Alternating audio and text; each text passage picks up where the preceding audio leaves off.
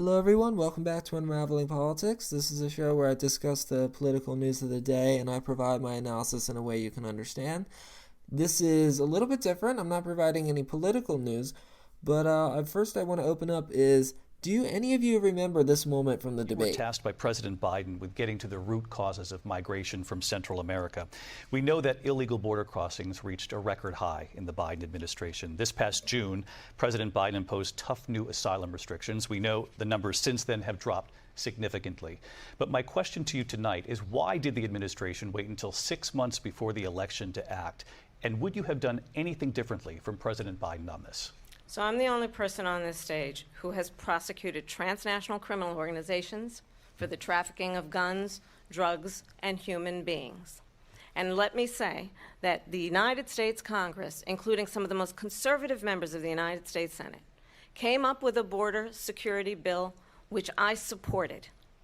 And that bill would have put 1,500 more border agents on the border to help those folks who are working there right now overtime trying to do their job.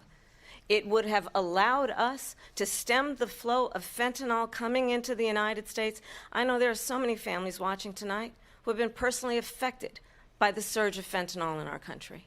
That bill would have put more resources to allow us to prosecute transnational criminal organizations for trafficking in guns, drugs, and human beings. But you know what happened to that bill? Donald Trump got on the phone, called up some folks in Congress, and said, kill the bill. And you know why? Because he'd prefer to run on a problem instead of fixing a problem. And understand, this comes at a time where the people of our country actually need a leader who engages in solutions, who actually addresses the problems at hand. But what we have in the former president is someone who would prefer to run on a problem instead of fixing a problem. And I'll tell you something, he's going to talk about immigration a lot tonight, even when it's not the subject that is being raised. And I'm going to actually do something really unusual, and I'm going to invite you to attend one of Donald Trump's rallies, because it's a really interesting thing to watch. You will see during the course of his rallies, he talks about fictional characters like Hannibal Lecter. He will talk about windmills cause cancer. And what you will also notice is that people start leaving his rallies early out of exhaustion and boredom. And I will tell you, the one thing you will not hear him talk about is you. You will not hear him talk about your needs, your dreams, and your desires. And I'll tell you, I believe you deserve a president who actually puts you first, and I pledge to you that I will. Well, me and one of my friends, we did go to a Trump rally. We took Kamala up on it, and we're going to let you know what we experienced in this episode. So we were at a Trump rally. Yes, we were. So you don't have to. This is my friend Dylan on the show. He went with me. I would not have been comfortable going by myself. So we decided to go. It was a bit of a last minute thing.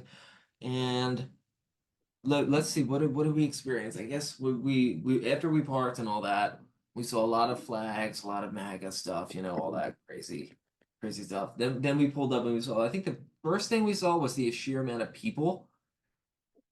Yeah, it was a lot more crowded than I was expecting it to be. I kind of thought it would just be like a line that just wrapped around the arena itself, but no, there was like this weird like serpentine thing going on like in the middle of the street. Right. It was. It's a shame I can't show you all how it looks, but it was like there was a line, and then it was like a hydra. Like there was like multiple like appendages going off. I mean, I guess that's nothing crazy. We got in line, then we noticed the opposition on the other side of the street.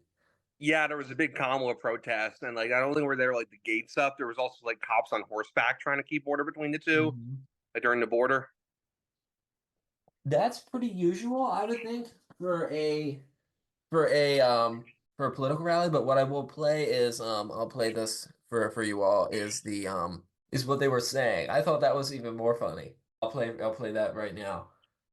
We're ending where it all began. Yeah.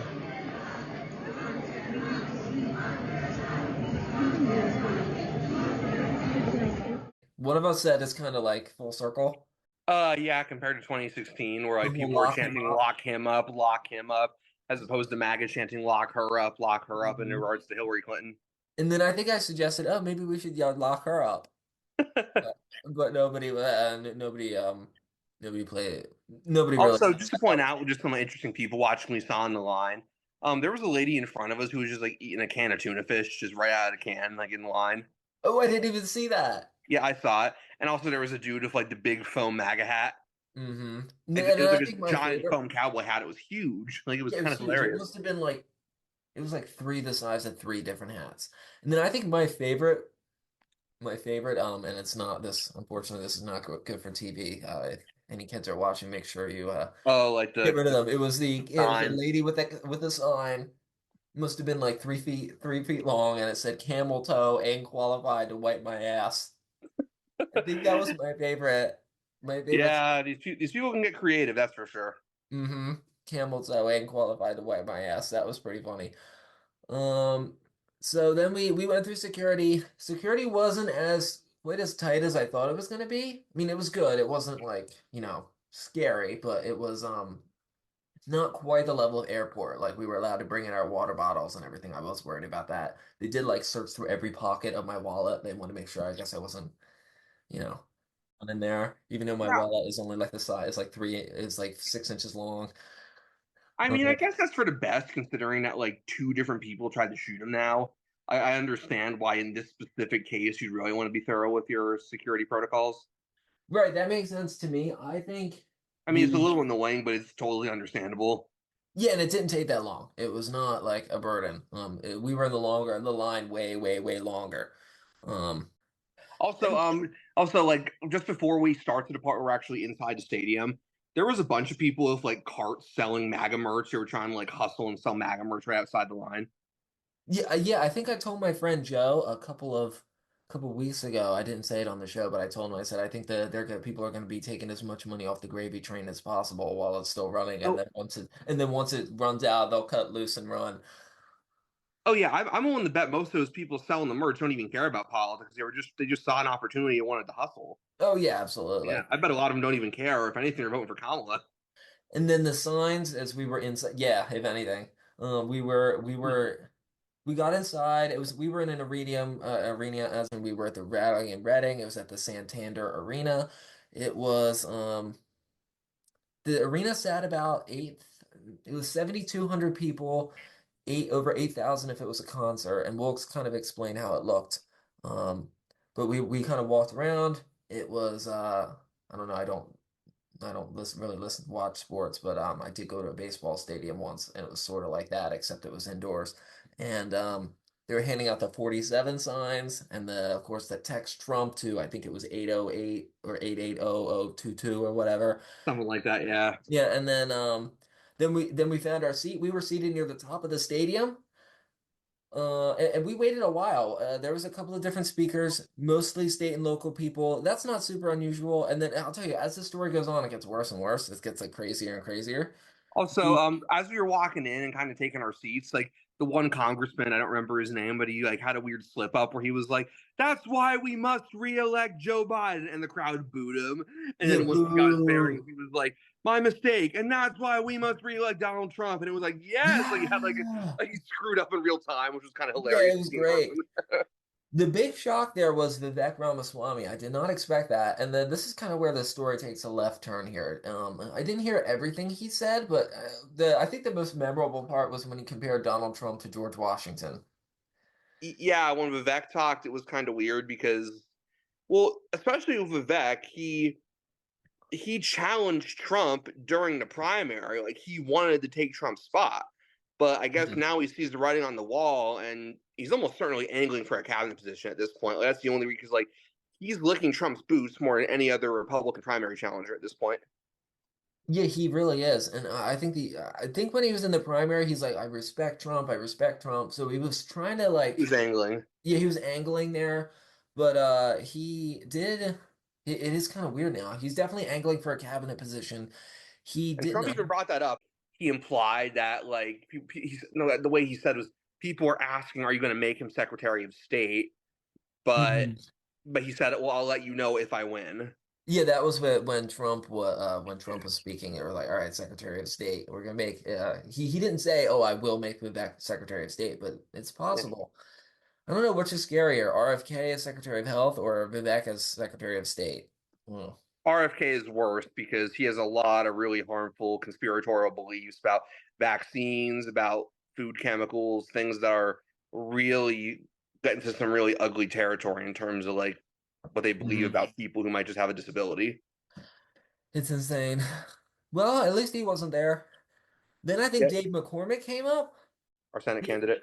yeah, McCormick. Yeah, McCormick was there. He was there. He sounded very nasally. Oh my God, like He worse sounded than Ben like us. Shapiro.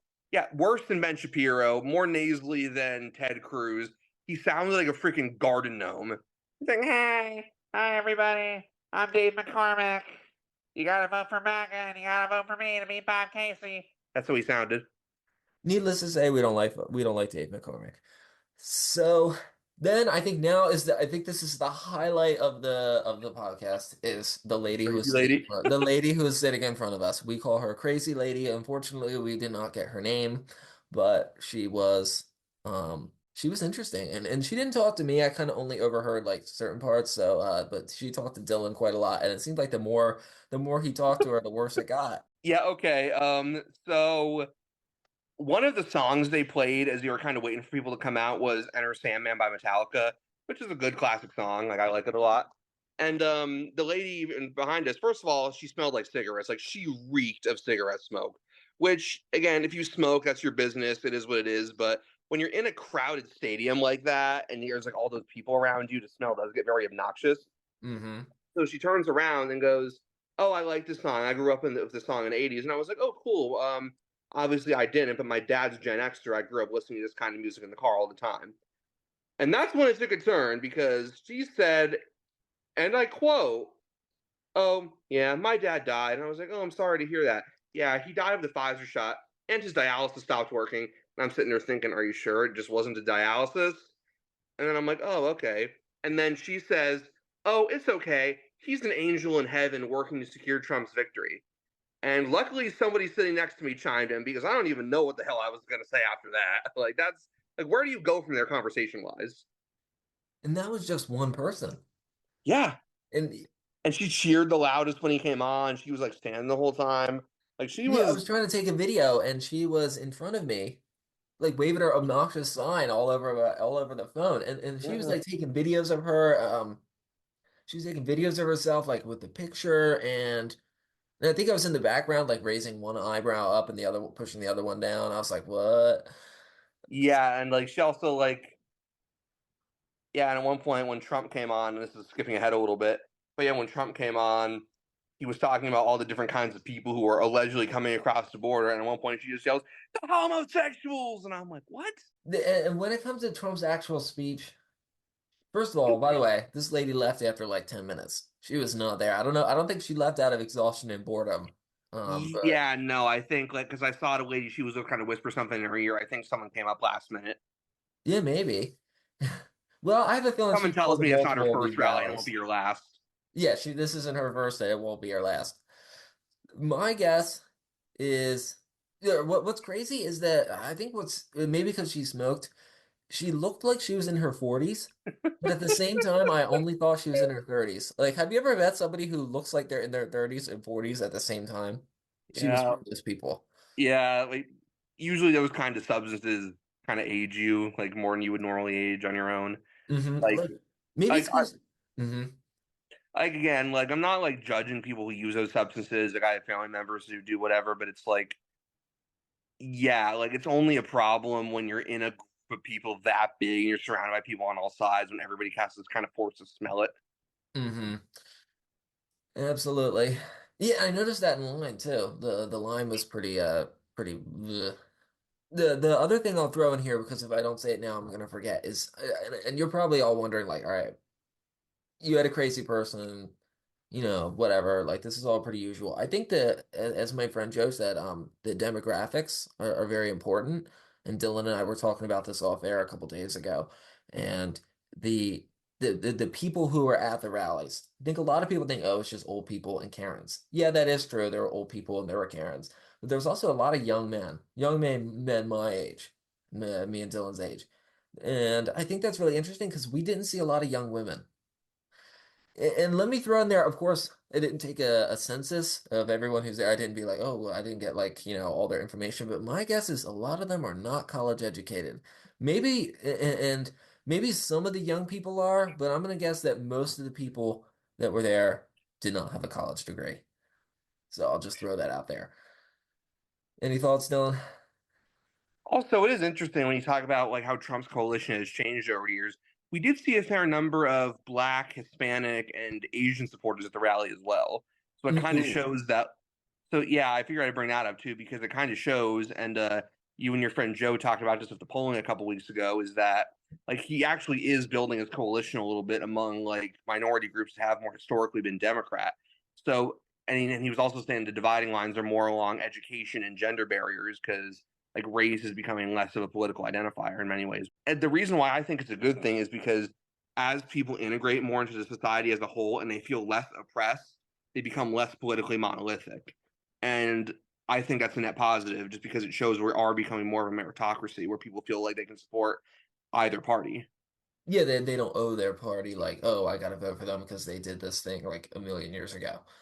Yeah, I Yeah, agree. I think That's a that's great good. thing. Like, yeah, because and that was kind of the thing when like in 2020 Biden said, if you don't know if you're for me or you're for Trump, then you ain't black. If you have a problem figuring out whether you're for me or Trump, and you ain't black. Like I thought, what the hell, man? Like this isn't 60 years ago of the civil rights movement. Like, what are you doing to earn their vote? Like that's kind of a really gross racist thing to say. Yeah, I think in terms of that, we're moving in a good direction. I mean, the Democrats are probably not happy about it because they're losing some of their coalition supporters, but they're also bringing in older. They're bringing in voters that may have voted Republican during like the Bush administration, especially more wealthier people. All right, one last thing on that too. There is some historical precedent here because you saw similar patterns with Irish and Italian Catholic immigrants at one point in American history where for a while they felt like they had to go with the party that would benefit them because of things like unions, things like religious freedom when it came to like Catholic beliefs versus Protestant beliefs. But like as those prejudices started to fade away and as they became more integrated and started identifying as just an American, they became less politically monolithic. So and that's good because it means like as people integrate, they feel like they can like choose either party. They don't feel stuck to a certain in group anymore. They feel like they can just like pick what's best for them personally. Yeah, absolutely. I think in terms of that, as I said, we're kind of moving in a good direction, at least for that, despite all the political polarization, that seems to be the one thing that's going right. Now when Trump came on stage, of course, the late crazy lady was like, I'm surprised. She looked like she was on meth, is what she looked like when Trump came out. Yeah, she looked like she was on. I mean, she already looked like she was like on a little bit of meth, but just a little. Really, yeah, like maybe just a little. She looked like Hunter Biden did in that one picture where he's laying out on with his shirt off with injecting the drugs in his arm. Like she must have been higher than the Empire State Building that night because she was absolutely bizarre. And then again, she only left after a few minutes. So, well, maybe not a few minutes. It was like 10 to 15. Yeah, I saw the lady she was with whisper something in her ear. I think like someone just came up last second they had to attend to, most likely. Yeah, I mean, I'm surprised. Right, so is there anything else to talk about, or should we get to the main event with the man himself? Yeah, well, let's talk about with the man himself. His speech was a lot of what I expected. You know, it was mostly immigration, it's a little bit of economy. There's a lot of rambling. There was no Hannibal Lecter though. I was waiting for that. Yeah, he didn't say anything too weird tonight. Like I know that was the point that Kamala brought up during the debate, saying he talks about Hannibal Lecter and windmills causing cancer, and people are leaving out of exhaustion and boredom. Well, he didn't really say anything that was that weird or that out there. At least at the rally we were at, he seemed like he did ramble a bit, but he didn't go off on any super weird tangents. But I will say this though, he didn't really have anything new to say, and neither did any of the speakers who came before him. Vivek's was probably the most interesting, but everyone before that was just like the Democrats are bad because of inflation and the border and transgender and yada yada. I felt like I was hearing the same speech over and over again from different people. Like none of them had anything new to say, like at all. Yeah, absolutely. I mean, that's not super surprising this late into the campaign, but you think they coordinate, like, hey, you'll talk about this, I'll talk about this. Yeah, it felt like everyone just gave the same speech over and over again. And one more thing before we get to Trump, there was a congresswoman from Florida there. It's like, excuse me, why are you here with him instead of helping your constituents after they were hit by not one but two hurricanes? The one thing, the only first of all, I totally agree, but to be devil's advocate for just one moment, maybe it was planned like a week or two ago. Maybe. Maybe, as I talked to Dylan about this earlier, but still, she could have easily canceled. Anyway, the main, I think my favorite part of the Trump rally is when they said there was not a single empty seat. No, that was We saw, no yeah, on we saw a bunch TV. of empty seats. If you looked at the rally on TV, yeah, you probably think, oh, there's not a single empty seat, but there was a lot of empty seats, especially right in front of Trump. Well, right in front of Trump was the VIP section, but beyond Trump, like on the other side of the stadium to where we were sitting behind him, like behind him and to the right a little bit. But he there was probably, I would say, like there was hundreds of empty seats. There might have been like what, 500 empty seats. There was at least. I would say like 1/6 of the stadium was empty. Yeah, that sounds So, right. and it was funny because like from where Trump was standing, you could see that those seats were empty. So he either couldn't see it because the light was in his face, or he was just lying, and it would have said it no matter how. There could have been like 6 people there, and he still would have said not an empty seat because he Yeah, just had not a an couple empty flyers. seat. Yeah, But like from where he was standing, he could definitely see empty seats because we could kind of see it too. Because we were looking at his back the whole time. We were kind of like I want to say southeast of where he was standing, so like, we were kind of looking at yeah. his back the whole time. But from where we were sitting, we could definitely see some empty seats. We definitely could. And I did some quick math. 1/6 of 7,200, which is how many fit in the stadium, would be 1,200 people. Now there was the VIP section, but the Yeah, VIP section was not 1,200 people. That might have been like 300 people, maybe 400 people. So there was plenty of empty seats. And then this might even be the best part. I know I keep saying that, but this might be the best part is once we got to about 20 minutes in, I started looking around and toward the top of the stadium, there were seats that were empty. And I'm not talking about like one or two or three. Literally almost every seat around us was empty. The row behind us was full, but the crazy lady in front and probably her Karen friend was gone. The big fat dude that was sitting next to me, he was gone too, as well as the whole row. And then I looked across the stadium, and there was probably dozens and dozens of empty seats of people that left, maybe even more. so Kamala was kind of right then. There were a lot of people who were leaving, possibly out of exhaustion and or boredom and or something else. But yeah, that was kind of an interesting takeaway. Was that Kamala was kind of right, She was. We did, like more right and than I thought she would be. we even did leave. If the time we if you watch the rally or you're going to watch it, we left it at the point where Trump said that Tim Walz wanted to abolish the Electoral College, which is like, all right, whatever. He wants to Yeah, abolish I the would say Electoral College. we left about like 10 minutes before he finished speaking, I want to say. Like it seemed like he was kind of wrapping up by the time we started leaving. And we wanted to leave because of the traffic. I mean, Can it we was get into weird. some specific things Trump said? The one that I thought was just so random and like, why would you bring this up in Pennsylvania? Was at one point he said, "I like Iowa, I like corn," and he Hmm. went off on his other tangent about like how they want to like rename Fort Bragg because it was of a Confederate general. And it's like, why are you bringing this stuff out of Pennsylvania rally? Like, this is a big swing state for you, possibly the biggest swing state for you. Why aren't you talking about PA issues more? Like, he did talk about fracking for a little bit, but he was like, "Oh, the Democrats want to ban fracking." No, they don't. Like he really didn't say anything that would resonate with Pennsylvania specifically, which I Hmm. think you really should have, considering how important this swing state is for him. Yeah, it really is. He really is rambling, and I think one thing we pulled away from it is that there's not energy for another campaign. This is going to be the last campaign. He's not running for president again. There's Yeah, like just from the way he spoke, it kind of gave me the vibes of like this is a farewell tour. Like hmm he'll either win, and in that case, he'll probably like do rallies like even like pretty early in his presidency, like he did in 2017. But I kind of got the vibe of like he can't do this again. Like this feels like the last gasps.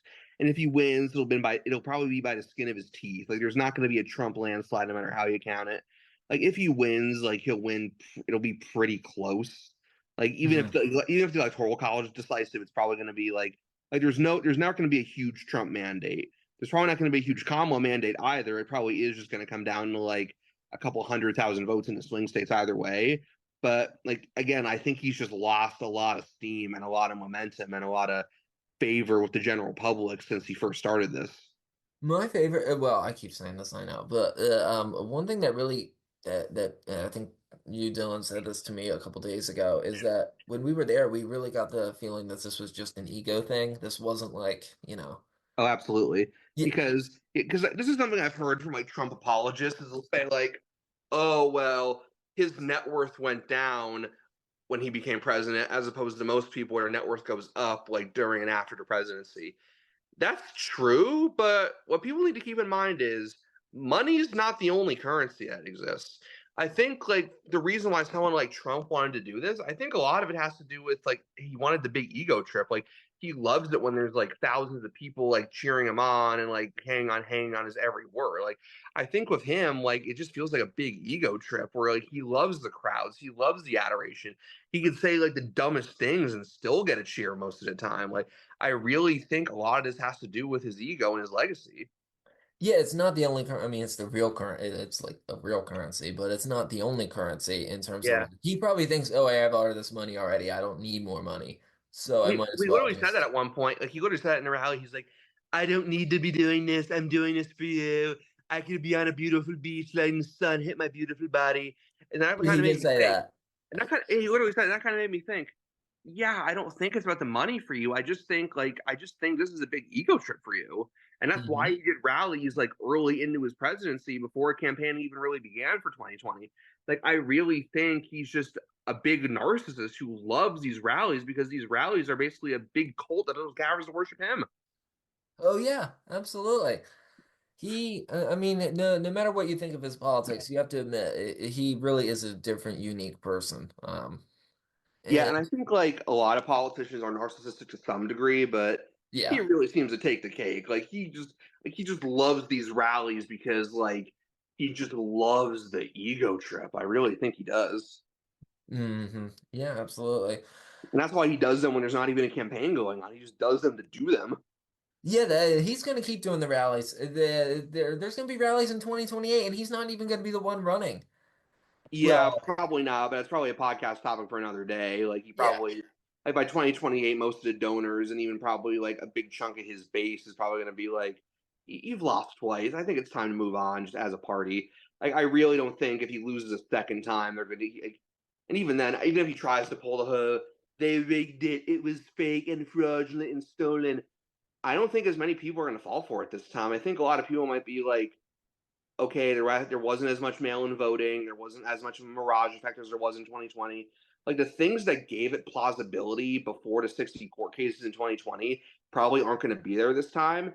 And then even within that, there's also an element of fool me once, shame on you, fool me twice, shame on me. Where I hmm think a lot of people who might have bought into it in 2020 are going to be like, oh, you could lose by the most decisive margin in history and still say it was rigged.